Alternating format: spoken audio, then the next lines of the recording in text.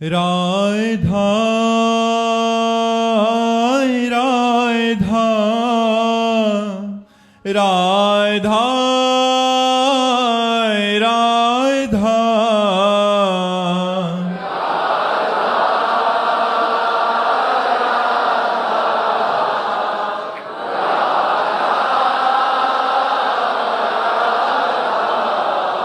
हाय राधा राधा राधा राधा राधा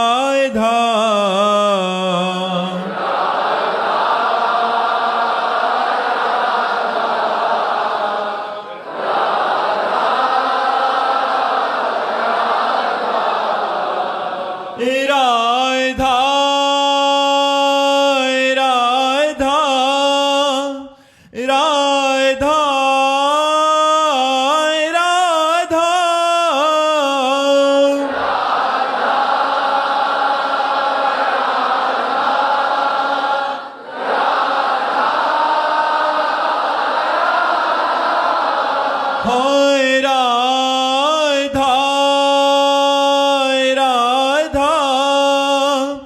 राधा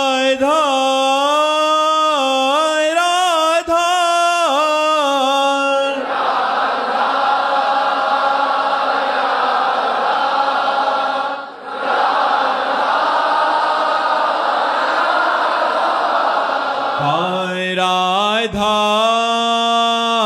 राधा राधा राधा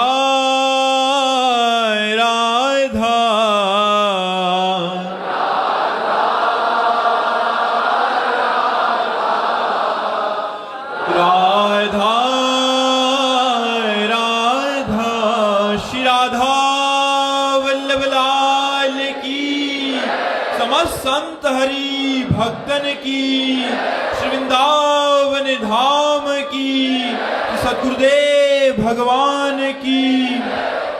परीक्षित पराशर जी अहमदाबाद से। राधे राधे महाराज जी। महाराज जी कोटि कोटि प्रणाम। गुरुदेव आपके बताए मार्ग पर पिछले 4 वर्ष से चल रहा हूं। महाराज जी स्वप्न में पवित्रता कब और कैसे आएगी? मलिन विचार जो स्वप्न में आते हैं वो कब ठीक होंगे? प्रकट में तो प्रयास करते हैं कि ऐसा, जब साधन करते करते स्थूल शरीर से पाप कर्म बंद हो जाते हैं तो उसका प्रभाव सूक्ष्म शरीर पर पड़ता है। ये स्वप्न सूक्ष्म शरीर से होते हैं। स्थूल शरीर का जो आचरण है उसमें जो पाप जाने अनजाने में बनते हैं वो सब संस्कार स्वप्न में हमारे प्रकट होते हैं, क्योंकि सूक्ष्म शरीर बकाया रहता है सुषुप्ति में मन, वही मन फैलाता रहता है। तो ये जो व्यर्थ के स्वप्न, गंदे स्वप्न, नाना प्रकार के प्रापंचिक स्वप्न आते हैं, ये तब तक आएंगे जब तक अखंड भजन नहीं होने लगेगा। जब अखंड भजन शुरू करोगे, प्रयास करोगे, तो स्वप्न में संत आने लगेंगे, देवालय आने लगेंगे, तीर्थ आने लगेंगे, गंगा यमुना जी का किनारा ऐसा देखोगे, पवित्र फिर दृश्य, और धीरे धीरे फिर स्वप्न खत्म हो जाएंगे, भगवान की लीला चल पड़ेगी। तो ये जागृत, स्वप्न, सुषुप्ति, ये तीनों माया की अवस्थाएं हैं, स्वरूप की नहीं। ये माया जनित है, ये स्वरूप जनित नहीं है, ये नष्ट होने वाली है। इसलिए जागृत अवस्था में पाप न बने, निरंतर हमारा साधन चलता रहे, तो स्वप्नावस्था हमारी पवित्र हो जाएगी। महाराज जी आपको स्वप्न आते हैं, और आते हैं तो कैसे आते हैं? वैसे प्राय इतना समय ही नहीं कि स्वप्न आने के लिए, वो तो उनके आते जो करवट बदलते रहते, खूब पड़े रहते। अब थोड़ी देर के लिए लेटना होता है, और लेटते समय चिंतन करते हुए वो बेहोशी सी आई, और जब फिर चिंतन खुला तो फिर वही चल रहा है। तो स्वप्न का तो कभी कोई, हाँ कभी कोई स्वप्न अगर ऐसा आया तो संत महापुरुष जनों की कृपा होती है, किसी संत समागम में बैठे हैं, या अपने आराध्य देव की कोई संबंधी पद या कोई चिंतन चलता हुआ पाया जाता है। अब मतलब ऐसा नहीं कि कोई संसारिक स्वप्न आवे, गंदा स्वप्न आवे, अब ऐसा कोई चांस नहीं रहेगा। शमशेर सिंह जी अंबाला से। राधे राधे महाराज जी। महाराज जी भगवान जी गीता जी में कहते हैं अवश्य में भोक्तव्यम कृतम कर्म शुभाशुभम। मनुष्य को अपने द्वारा किए गए शुभ या अशुभ कर्मों का फल अवश्य भोगना पड़ता है। महाराज जी एक वाणी जी में संत पलटू दास जी महाराज कहते हैं कि पलटू लिखा नसीब का संत देत हैं फेर। महाराज जी इन दोनों वाक्यों में क्या रहस्य है? हाँ, जब संतों का संग करते हैं तो भगवान के चरणों की शरणागति प्राप्त होती है। और भगवान स्वयं अपने श्री मुख से गीता जी में ही कहा है, सर्वधर्मान परित्यज्य मामेकम शरणम ब्रज तो अहम त्वाम सर्व पापेभ्यो मोक्षयिष्यामि मा शुचा। जैसे हमारे जो न्यायालय हैं उनमें फांसी दे दी जाए तो एकमात्र राष्ट्रपति का अधिकार है कि वो माफ कर सकता है, ऐसे ही हमारे भागवती न्यायालय से पास हो चुका है कि इसे ये शुभ कर्म भोगना है, ये अशुभ कर्म भोगना है, लेकिन भगवान उसे माफ कर सकते हैं। अहम त्वाम सर्व पापेभ्यो मोक्षयिष्यामि मा शुचा। मैं तुम्हें परम पवित्र कर दूंगा, तुम्हारे सारे अशुभों को मेट दूंगा। तो संत जो पलट देते हैं वो अपने बल से थोड़ी पलटते हैं, वो तो भगवान के बल से पलटते हैं। जैसे तुम्हारा वृंदावन आना तुम्हारे भाग्य में नहीं लिखा, सत्संग में बैठना भाग्य में नहीं लिखा, राधा नाम जपना तुम्हारे भाग्य में नहीं लिखा, ये सब संत कृपा से प्राप्त हो रहा है, ईश्वर की कृपा से प्राप्त हो रहा है। तो यही कृपा आपके भाग्य को पलटते हुए मोक्ष तक ले जाएगी, भगवत प्रेम तक ले जाएगी। तो यही हुआ भाग्य का पलटना। मूलचंद जी आगरा से। राधे राधे महाराज जी, संत सानिध्य व संत सेवा का फल क्या है? स्वयं में साधुता के लक्षण आ जाना और भगवान का अखंड स्मरण प्राप्त हो जाना। यदि संत संग कर रहे हैं, हमारी बहिर्मुखता नहीं मिट रही, हमारी संसारिकता नहीं मिट रही, तो हम में बहुत कमी है, हम सत्संग ठीक से नहीं कर पा रहे, या फिर वहां संत नहीं है। नहीं तो संत संग का सीधा फल है कुसंग का त्याग हो करके भगवान की भक्ति में रत हो जाना। भक्ति स्वतंत्र सकल सुख खानी, बिनु सत्संग न पावे प्राणी। जहां सत्संग हुआ तो अनपायनी भगवान की भक्ति हृदय में जागृत हो जाती है। अगर सत्संग हुआ तो हमारा मोक्ष मार्ग पुष्ट हो जाता है। संत संग अपवर्ग कर कामी भव कर पंथ। संत का संग मोक्ष सुख प्राप्ति के लिए, कामी का संग संसार की प्राप्ति के लिए। तो संत संग से आवागमन चक्र मिट जाता है, संत संग से भगवान प्रिय लगने लगते हैं, संत संग से संपूर्ण दैवी संपदा हृदय में आ जाती है, और संत संग से वो स्वयं हृदय से साधु बन जाता है, बाहरी भेष चाहे जैसा हो। अनिरुद्ध जी टीकमगढ़ से। राधे राधे महाराज जी, परम पूज्य श्री हरिराम व्यास जी महाराज, श्री पीपा जी महाराज, श्री माता सीता सहचरी जी, श्री चीदर जी, माता चिदरानी जी, इन महापुरुषों जैसा संतों के प्रति जैसा प्रेम और समर्पण था, ऐसा हम जैसे नीच पापी अधमों में कैसा है? जब भगवान से प्रेम होता है तो भगवान के प्रेमी जन भगवान से भी अधिक प्यारे लगने लगते हैं। जैसे हमें किसी से प्रेम हो और उसका नजदीकी कोई आवे तो हम बहुत नजदीक बैठेंगे, बड़े प्यार से। अच्छा आपने उनको देखा है? बोले हम तो पास ही रहते हैं। आपने बात भी की है? हाँ से। तो वो संत जनों के पास भगवान रहते हैं, वो हर समय भगवान में स्थित रहते हैं। तो ऐसे प्रेमी जनों को संत जन प्राण प्यारे लगते हैं, भगवान से भी अधिक प्यारे लगते हैं। सातों सम मोहिमय जग देखा, मोते अधिक संत कर लेखा, भगवान का आदेश भी है।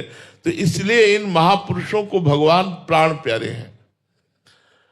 न धन है, न संसार से कोई संबंध है, न शरीर का कोई राग है, एकमात्र भगवान के अनुराग में डूबे हुए महापुरुष हैं। तो जब इन्हें अनुरागी जन मिलते हैं तो इनका हृदय खिल उठता है और लगता है क्या खवाऊं, क्या पिलाऊं, क्या सेवा करूं, कैसे रिझाऊं। फिर वो हर उपाय करके आए हुए संत को वो सुख देने की चेष्टा करते हैं। ये इसलिए कि उनके हृदय में भगवान का अत्यंत प्रेम है। जिसके हृदय में भगवान का प्रेम होता है उसे संत जन बहुत प्यारे लगते हैं, संत जन प्राण प्यारे लगते हैं। जैसे मेघ की गर्जना सुनकर, मेघ को देखकर मोर कुहुक कुहुक कर नाचने लगता है, ऐसे संतों को देखकर, संतों की वाणी सुनकर भक्त का हृदय नाच उठता है। आज मुझे भगवान ने संत समागम दिया। उमा संत समागम समन लाभ कछु आन। संतों से मिलना, उनसे भगवत चर्चा करना, इससे बढ़कर कोई लाभ नहीं है। तात स्वर्ग अपवर्ग सुख धरी, तुलाए अंग तूलन ताय सकल मिल, जो सुख लव सत्संग। भगवत प्रेमी महात्माओं का संग क्षण मात्र के लिए मिल जाए तो स्वर्ग और मोक्ष सुख को भी उसके बराबर नहीं रखा गया। इसीलिए भगवत प्रेमी महात्माओं को प्राण प्यारे हैं, अत्यंत दुलार करते हैं, यहाँ तक कि प्राण न्यौछावर करने के लिए भी तैयार है। महाराज जी, आप गुरुजनों से ऐसी संत महिमा सुनकर, और शास्त्रों में भी आता है और यथार्थ सत्य है, बट हम जैसे बाहर जन रहते हैं बहुत श्रद्धा उत्पन्न होती है। बट महाराज जी, आज कलयुग का प्रभाव ऐसा है कि पाखंड का भी बहुत एक सहारा लेकर, इस वेश का एक सहारा लेकर, मतलब उस समय महाराज जी संतों को कैसे पहचाने? और यदि हम भगवान के सहारे हैं तो हमारा मार्ग निष्कंटक रहेगा। यदि हम भगवान के सहारे हैं तो हमारा मार्ग निष्कंटक रहेगा। अगर हम ऐसी दृष्टि रखेंगे कि इनमें से पता नहीं कौन पाखंडी है, कौन सच्चा है, तो दोष दृष्टि होने की संभावना है और हमारा पतन हो सकता है। तो हम क्या करें? सब में भगवत भाव करें, सब में भगवान का भाव करें और भगवान से प्रार्थना करें। जो सच्चा भगवान का भक्त होता है उसे ऐसे लोगों से मिलान ही नहीं होता। ऐसे लोग उसके सामने टिक, जैसे सूर्य के सामने अंधेरा नहीं टिक सकता, ऐसे सच्चे भक्त के सामने पाखंड नहीं टिक सकता। मिलान ही नहीं होगा। मिलान उसी से होगा जो संत होगा। तो हमें लगता है भगवान की भक्ति करो, भगवान का नाम जप करो और उनसे प्रार्थना करो कि मुझे संत समागम मिले, तो भगवान आपको साधु समागम दे देंगे। महाराज जी, महिमा सुन के संग हो गया, फिर बाद में कुछ दिनों बाद ही पता लग गया कि ये थोड़ा सा सही इनका आचरण नहीं है, तो क्या हम पीछे दूरी बनाने? आप ये हमें बताओ, जैसे कोई संत मिला, आपको रामकृष्ण हरि नाम दिया, इससे बढ़कर कुछ तो नहीं है ना। आप इसको लेकर खूब जपिए, आप इसको लेकर भजिए। आपको ऐसा लगता है कि इनके संग से हमारी श्रद्धा कमजोर हो जाएगी, तो आप दूरी बना लीजिए। नहीं, ना आप उनकी निंदा कीजिए, ना आप उनकी अवहेलना कीजिए। अगर आपको ऐसा लगता है तो आप दूरी बना लीजिए और खूब नाम जप कीजिए। उन्हीं के द्वारा दिया हुआ नाम मंत्र जपिए, उन्हीं को रोज प्रणाम कीजिए, उनकी निंदा मत कीजिए, उनका दोष दर्शन मत कीजिए, तो आपको भगवत प्राप्ति हो जाएगी, पक्का भगवत प्राप्ति हो जाएगी। देखो, संत वेश का आदर किया जाता है। हनुमान जी परम ज्ञानी है, लेकिन जब काल नेमि ने संत वेश धारण किया तो हनुमान जी महाराज आकाश मार्ग से जा रहे थे, देखा कोई संत बैठे नाम कीर्तन कर रहा है, तो हनुमान जी उतरे, साष्टांग प्रणाम किया और कहा कि आज्ञा कीजिए, मैं आपकी क्या सेवा करूं। काल नेमि ओ राम रावण युद्ध हो रहा है, ऐसा वैसा, वो अपना नाटक फैलाना शुरू किया और कहा तुम्हें पता नहीं, मैं ऐसी ज्ञान दृष्टि तुम्हें दे सकता हूं यदि तुम स्नान करके आओ। बाद में मकरी के द्वारा उनको पता चला कि ये काल नेमि राक्षस है, ये भगवान का भक्त नहीं। लेकिन क्या हनुमान जी को ज्ञान नहीं था क्या? सर्वज्ञ हनुमान जी ने वेश और नाम जापक का सम्मान किया। वो भगवान नाम कीर्तन कर रहा है, जय श्री राम जय श्री राम जय श्री राम, इसका आदर किया, सर झुकाया और उस वेश का आदर किया। परिणाम में जब पता चला तो हनुमान जी ने उसका वध करके उसको परम पद प्रदान किया। लेकिन वेश और नाम कीर्तन हम दोष दृष्टि ना करें। जो गुरु मंत्र मिला है, जो नाम मिला है, उसको जपें। यदि हमारी भावना नहीं बनती तो हम दूरी बना लेते हैं, पर हम श्रद्धा वही रखेंगे तो निश्चित भगवत प्राप्ति हो जाएगी। और यदि हम दोष दर्शन करेंगे, निंदा करेंगे, तो फिर हमारा मार्ग अवरुद्ध हो जाएगा, फिर भगवत प्राप्ति नहीं हो पाएगी।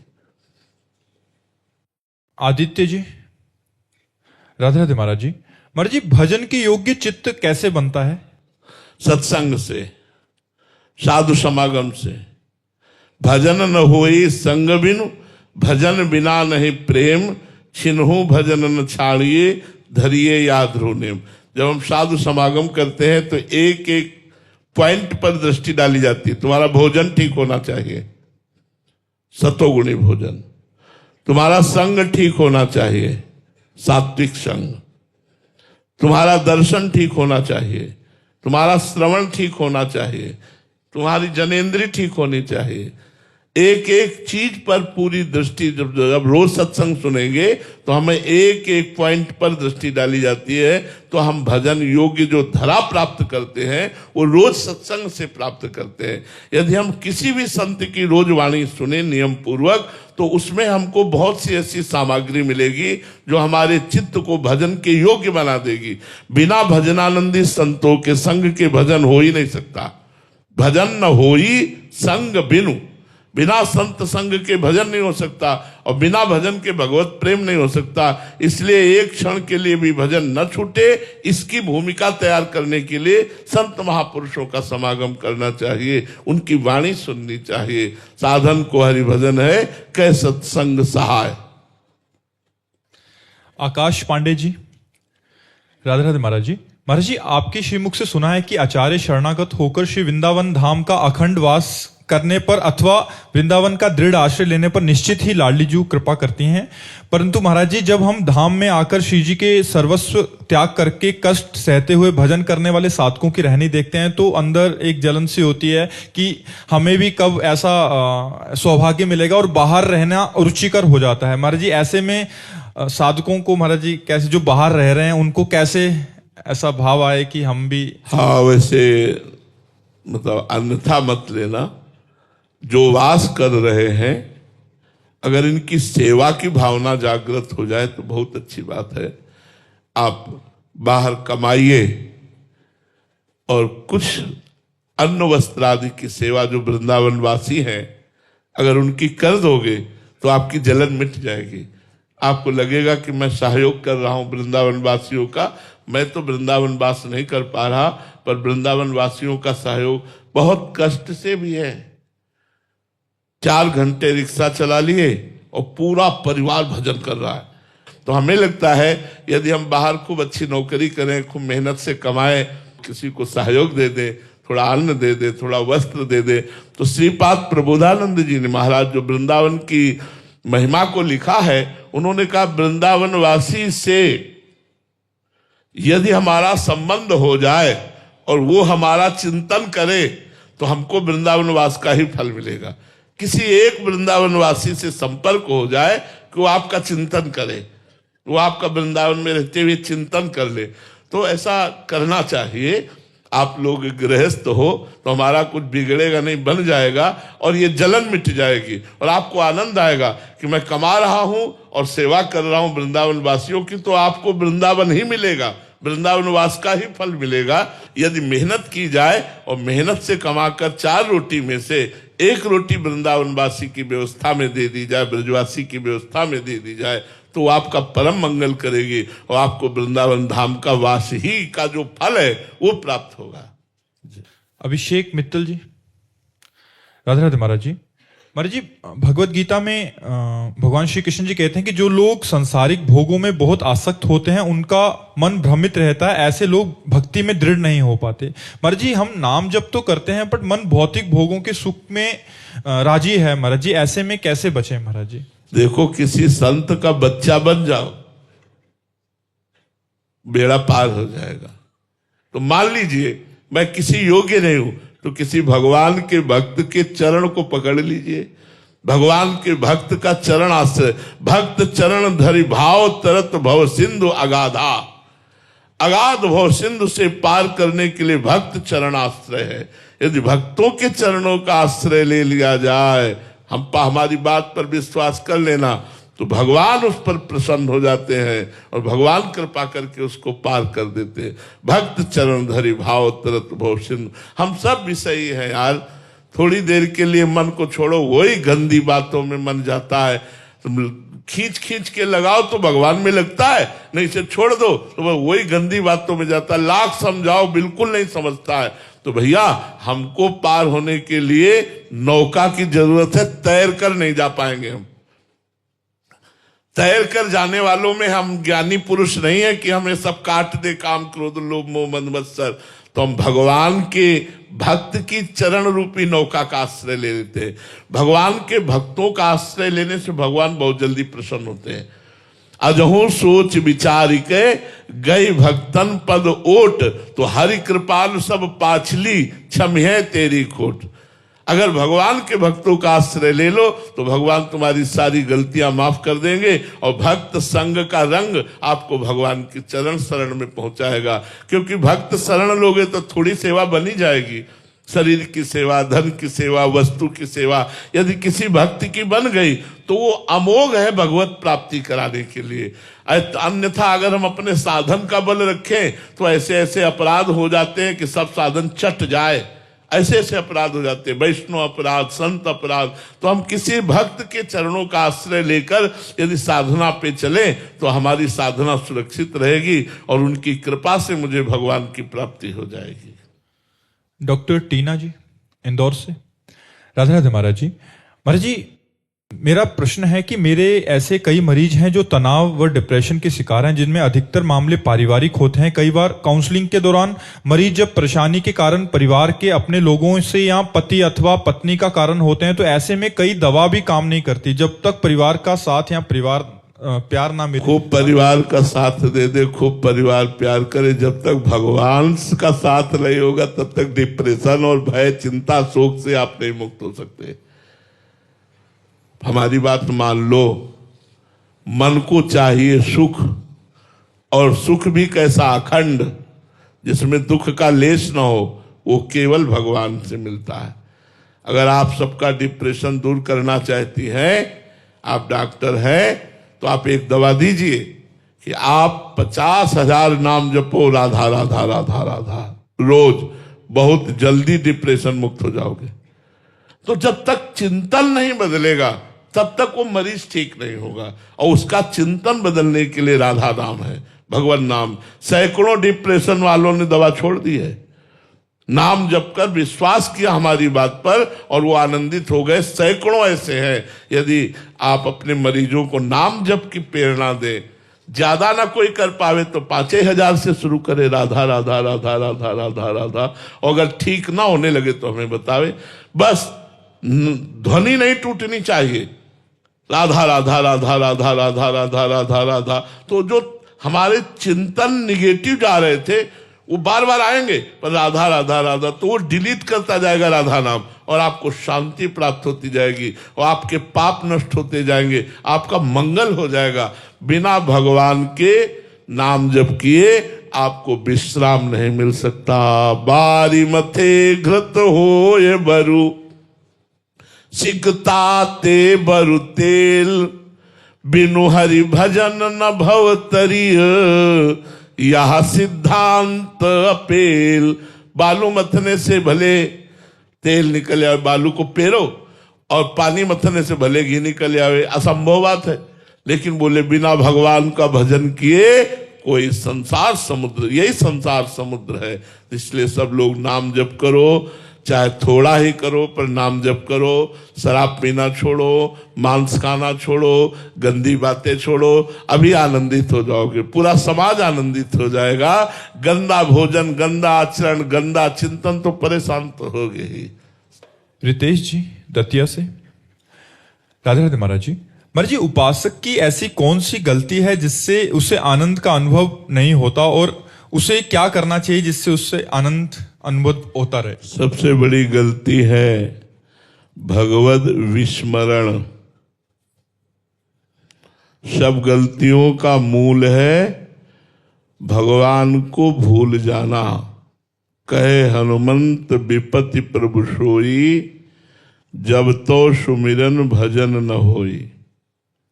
हनुमान जी महाराज परम ज्ञानी महात्मा है, भगवान के प्राण प्रिय हैं। वो कह रहे सबसे बड़ी विपत्ति क्या है? बोले भगवान का जिस समय सेवा ना हो, भजन ना हो, सुमिरन ना हो, उनकी लीला कथा न सुनी जाए, उनका नाम कीर्तन न किया जाए, उनका नाम जप न किया जाए, यही सबसे बड़ी गलती है। इसी गलती के कारण काम, क्रोध, मोह, मद, मत्सर, लोभ आदि ये हमारे ऊपर आक्रमण करते हैं और हमसे गलतियां बढ़ती ही चली जाती हैं। हमारे यहाँ सेवक वाणी में लिखा हुआ है, हानि हरिवंश के नाम अंतर परे, लाभ हरिवंश उच्चरत वाणी। हानि क्या है सबसे बड़ी?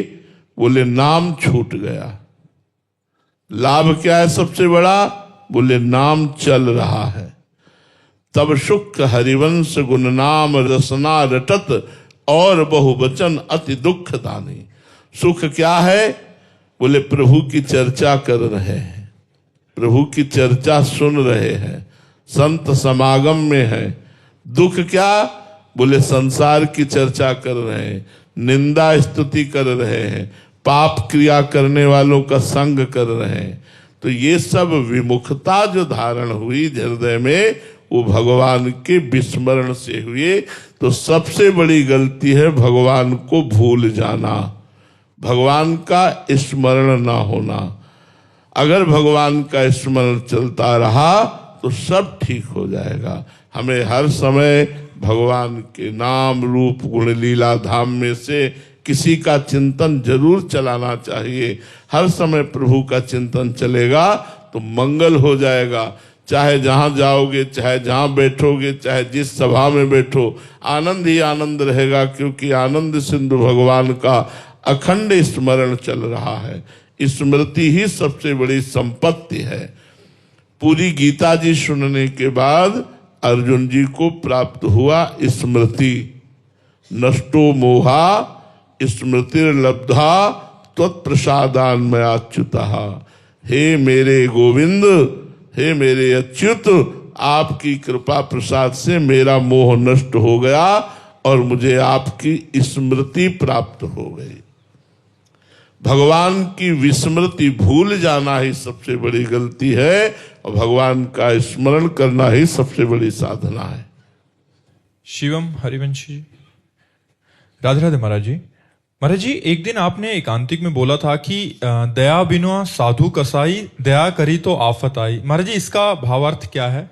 जैसे हिरण पे दया की भरत जी ने देखा कि एक मृगी प्यासी थी, वो जल पीने के लिए आई और गर्भवती थी। गर्भ बिल्कुल प्रसव में ही परिणित होने वाला था कि पीछे से सिंह ने दहाड़ की। उस हिरनी ने, मृगी ने छलांग मारी, तो छलांग मार के उस पार निकली, पर गर्भ बीच में ही गिर गया धारा में और उस पार जाकर मर गई। दयालु भरत जी ने देखा ये बच्चा तो मर जाएगा पानी में, उठा लिया, उसे अपनी कुटिया ले गए जो झोपड़ी बनाई हुई थी। चक्रवर्ती सम्राट थे महाराज, जिन प्रभु के लिए सब कुछ त्यागा, अपनी रानी, अपने पुत्र, अपना परिवार, राजपाट सब त्यागा, वही उस हिरण के बच्चे में आसक्त हो गए। 2-3 दिन रखना चाहिए, इसके बाद हिरण के झुंड में छोड़ देना चाहिए।